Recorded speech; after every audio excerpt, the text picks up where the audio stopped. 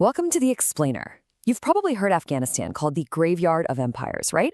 This place where powerful nations just seem to fail. But the big question is why? Well, the answer isn't some single event. It's a pattern, a powerful cycle that's been repeating for centuries. And that's exactly what we're going to unpack today. This single sentence right here, it pretty much nails it. This is the key to the whole thing. You've got these three huge forces constantly at play: bitter internal rivalries, the constant meddling of foreign powers, and, through it all, the incredible resilience of its people. Think of them as these powerful currents that have been shaping the nation forever. And what's really wild is how they lock together to create this repeating cycle. So this is what we're going to call the Afghan cycle. It's basically the mental model we'll use to navigate this whole story. And it's a really powerful, kind of simple idea. A state gets built up, then it shatters from the inside, and that chaos, it just sucks foreign powers right into the mix. So let's see exactly how this thing works. All right, Section 1, Forging an Empire. Let's dive right in and see the very first turn of this cycle, kicking things off with how modern Afghanistan even came to be. Okay, so picture this. It's 1747. There's this incredibly sharp military commander, Shah Durrani, and he spots a massive opportunity. His boss, the Persian ruler, gets assassinated. And in that power vacuum, he does something amazing. He unites the Afghan tribes, and boom, he carves out his own independent kingdom based in Kandahar. This is huge. For the very first time, we have a unified Afghan state. And that, right there, is stage 1 of our cycle, state building. But here's the thing. That unity he built, it was super, super fragile. I mean, look at this timeline and see just how fast the cycle turns. It only takes about a generation after Ahmad Shah dies for everything to start unraveling. His successors, his heirs, they start fighting amongst themselves, and those rivalries just tear the empire apart from the inside out. By 1824, the whole thing has completely collapsed into a bunch of civil wars. And just like that, we're at stage 2, fragmentation. Section 2, the great game begins. So, while Afghanistan is breaking apart from the inside, a whole new ingredient gets thrown into the mix, and it's a big one. Competing foreign empires, just waiting to take advantage of all that instability. This is our stage 3, foreign intervention. So you've got these two absolute behemoths of the era closing in.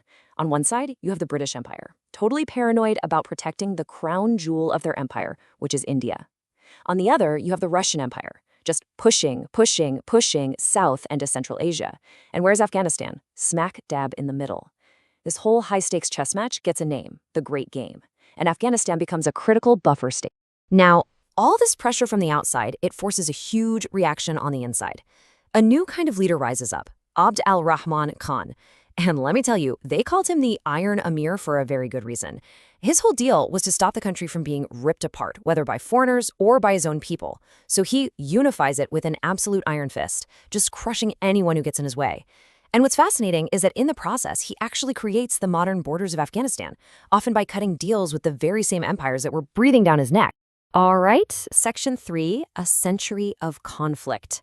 Let's fast forward a bit now into the 20th century, because this is where that same cycle we've been talking about starts spinning way, way faster and a lot more violently. So in the 1920s, you get this really interesting moment. A leader, King Aman al-Rahman, actually tries to break the cycle. He has this vision for a new kind of state building, pushing all these radical reforms to modernize Afghanistan, like overnight. But he just moves way too fast. The internal backlash is massive, totally overwhelming, and he's forced out of power. His incredible dreams just melted into air. It was a really tough lesson in just how hard it is to escape this historical pattern. And then, 1979. We see maybe the most dramatic foreign intervention in the country's modern history. The Soviet Union invades. Their goal?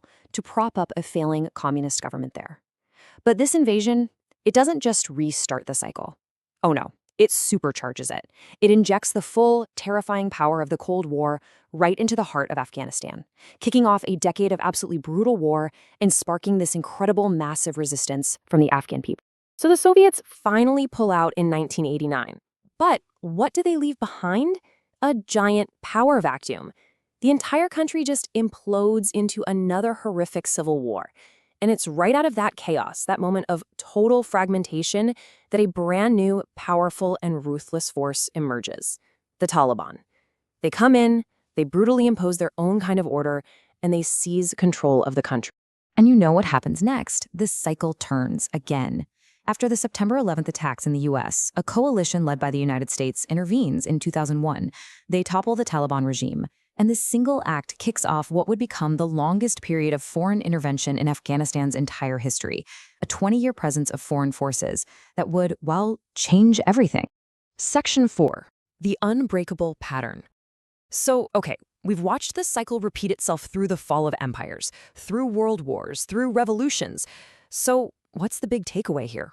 What are we supposed to learn from all this? Okay, so let's just lay it out nice and clear. It's these 3 stages. But what's crucial to get is that it's not just a sequence of events. Each stage actually creates the next one. First, you get a powerful leader who unifies the tribes, right? That's state building. But that unity is often held together by force, by suppressing all those internal rivalries. So when that leader is gone, what happens? Those rivalries explode, shattering the unity. That's fragmentation. And that very weakness, that instability, is like an open invitation for foreign powers to step in. It's a loop, a self-perpetuating cycle that just keeps going. And that brings us right back to those core themes we talked about at the beginning. You have these 2 massive forces, internal rivalry and foreign meddling, constantly pushing and pulling on Afghanistan. But then there's that third force, maybe the most important one, the incredible resilience of the people. That's the one thing that has endured through all of it. It's the constant, the bedrock that has allowed them to survive this relentless, unforgiving cycle for hundreds of years. So look, this pattern is an amazing tool for understanding the past. It gives us a framework, a way to make sense of centuries of complex history. But here's the thing, it can't predict the future. All it can do is leave us with one final massive question. After all these centuries of being trapped in this crucible, what on earth is going to be forged next?